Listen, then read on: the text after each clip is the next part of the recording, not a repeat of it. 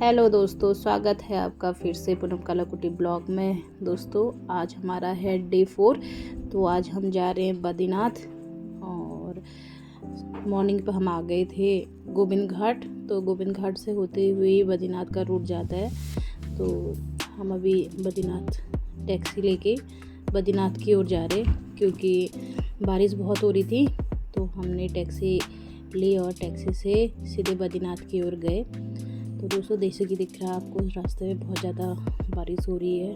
और यहाँ से जो रूट है बद्रीनाथ का 4 लेन है और बहुत अच्छी रोड है।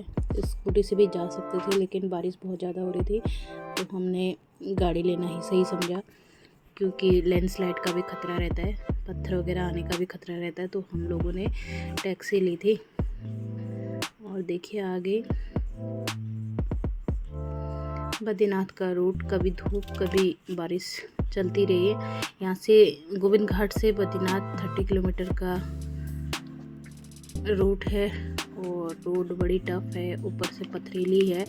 और नीचे सामने देखेंगे आप एक हाइड्रो पावर अलकनंदा पे बना हुआ है। और यहाँ से धीरे धीरे आगे की ओर बढ़ते हुए कभी धूप कभी छाँव, और ऊपर पहाड़ियों में बादल लगे हुए हैं। और देखेंगे यहाँ पे सभी जो दर्शनार्थी हैं दर्शन करके भी वापस आ रहे हैं। ये देखिए जो रूट है, बहुत सुंदर रूट है। बड़ी बड़ी ऊंची ऊंची पहाड़ियाँ हैं बद्रीनाथ का रूट।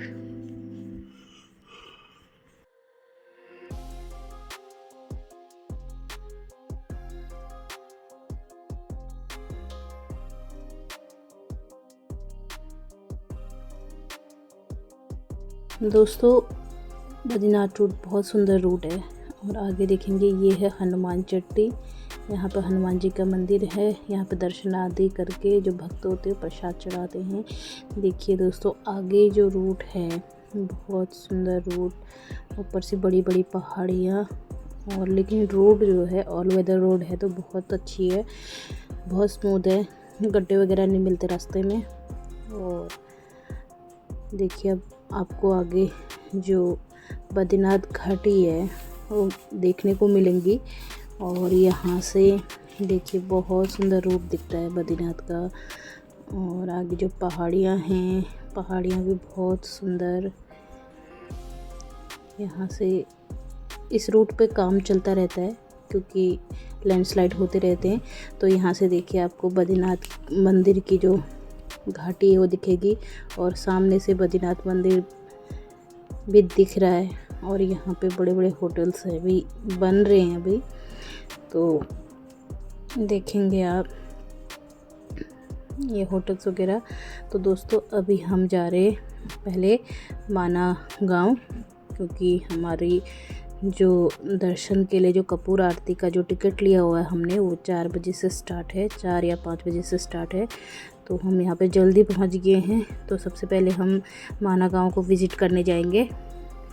और माना गांव से ही अगर टाइम बचेगा तो हम बस्सू धारा तक भी होके आ सकते हैं, लेकिन देखते हैं टाइम कितना बचता है। तो माना गांव यहाँ से 2 किलोमीटर के रेंज पे है।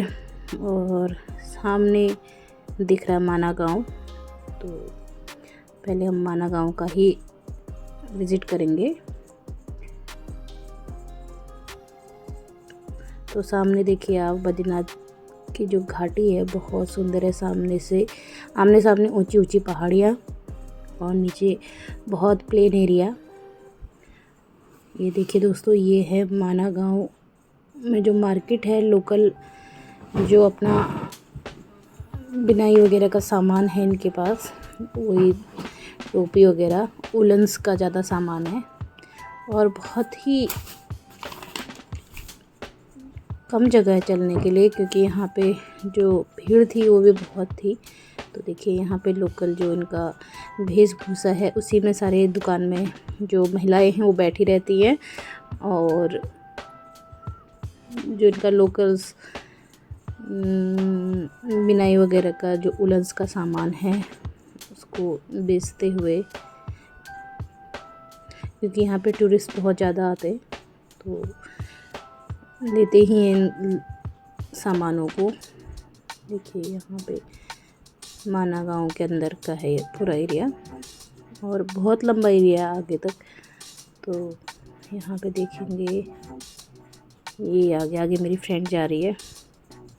तो कंडी वगैरह में भी यहाँ पे जाते हैं, जैसे कि आप लोग देख रहे हैं, क्योंकि जो प्लेन्स के लोग होते हैं वो चढ़ाई में चढ़ने में थोड़ा बहुत असमर्थ होते हैं तो फिर वो कंडी वगैरह लेते हैं। ये है माना विलेज की मार्केट, बहुत ज़्यादा भीड़ थी यहाँ पे।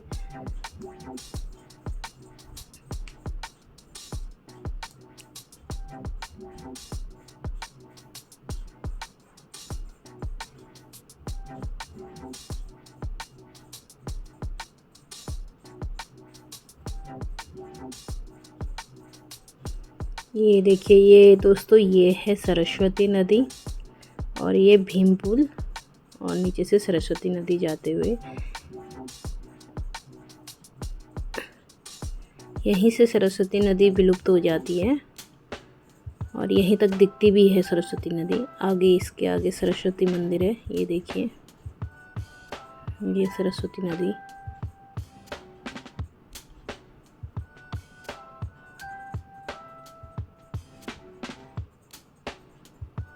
ये देखिए दोस्तों, अभी हम जा रहे ब्यास गुफा की ओर। यहाँ भी बहुत वेद व्यास जी ने दोस्तों यहाँ से है ब्यास गुफा और ब्यास गुफा की भी कहानी है। यहीं पे वेद व्यास जी ने गणेश जी को महाभारत की कथा सुनाई थी और गणेश जी ने उसको लिखा हुआ था। और यहाँ पे देखिए ये भारत की प्रथम चाय की दुकान, आपने जैसा कि देखा होगा बहुत लोग यहाँ पर फ़ोटो भी खिंचवाते हैं। और ये पहले बाणा गांव भारत का अंतिम गांव माना जाता था, लेकिन अब इसको प्रथम गांव बना दिया। तो यहाँ पे देखिए वेद व्यास गुफा और अंदर जैसे कि आप देखेंगे कि जगह जगह पे इंस्ट्रक्शन लिखी होती है कि फ़ोटो खींचना मना है। तो मैंने अंदर की वीडियो नहीं बनाई क्योंकि उसमें लिखा हुआ है और बनानी भी नहीं चाहिए, वो सही भी लिखा रहता है। तो ये देखिए दोस्तों, ये हमारे बद्री विशाल, जय बद्री विशाल, अपनी कृपा बनाए रखना। और यहाँ से हमको अभी कपूर आरती के लिए जाना है और 4 बजे की कपूर आरती है। तो हम 4 बजे से पहले ही गेट से अंदर आ गए थे। तो देखिए यहाँ पे दोस्तों ये जगह जो है बहुत सुंदर है और इस जगह की एक कहानी भी जो प्रचलित है वो है इस प्रकार है कि यहाँ पे पहले शिव और पार्वती रहा करते थे, लेकिन ये धाम इतना सुंदर है कि विष्णु भगवान जी और लक्ष्मी जी एक बार यहाँ से गुजरे हुए तो उनको ये जगह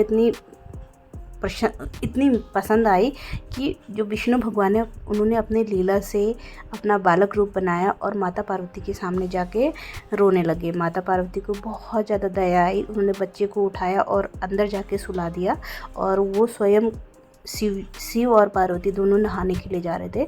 तो वो बच्चे को सुला के नहाने के लिए चले गए और जब वापस आते हैं तो जो विष्णु भगवान होते हैं वो दरवाज़ा नहीं खोलते और जब शिव भगवान को पता चलता है कि ये विष्णु भगवान है तो वो इस धाम को छोड़ के केदारनाथ की ओर चले गए थे।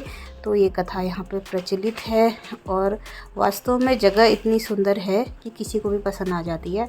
तो देखिए दोस्तों, ये है जो मेन गेट है और इसी मेन गेट से सभी को जो दर्शनार्थी होते हैं वो यहाँ पे दर्शन करते हैं और गेट से दर्शन करके